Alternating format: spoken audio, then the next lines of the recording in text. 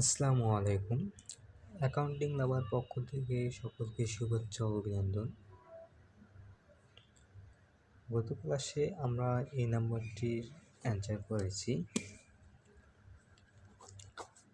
আজকে আমরা B number answer করব। তো বি নাম্বার বলছে the liabilities of Faria company আর টাকা বাংলায় বলি 1,50,000 and the owner's equity is taka 3,10,000। What is the amount of Faria companies total অ্যাসেস? তো এখানে হচ্ছে যে ফারিয়া কোম্পানির লাইবিলিটিস মানে দায় হচ্ছে 1,50,000 এবং ওনার মালিকানা সত্ত্ব হচ্ছে 3,10,000। তাহলে ফারিয়া কোম্পানির মোট সম্পদ কত? তো আমরা বি নাম্বার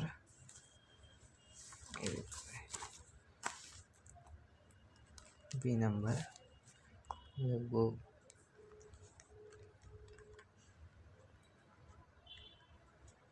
উই নো, আর এদিকে লিখব মান দেওয়া নাই,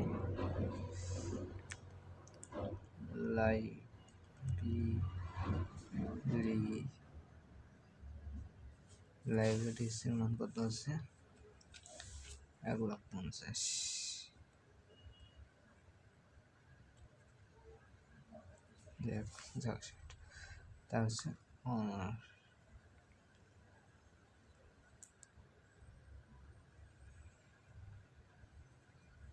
ইকুইটির মান 3,10,000। তো উইনো আমরা জানি অ্যাসেস সমান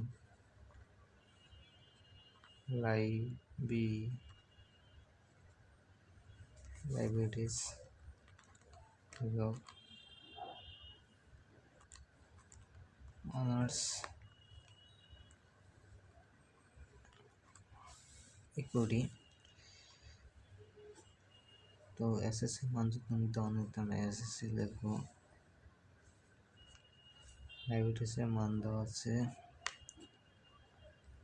1,50,000 যোগ অনার্স ইকুইটির মান দেওয়া আছে 3,10,000।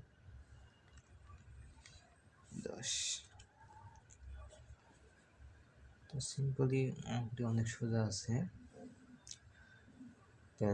1,50,000 আর 3,00,000 হচ্ছে, তাহলে হচ্ছে 4,60,000।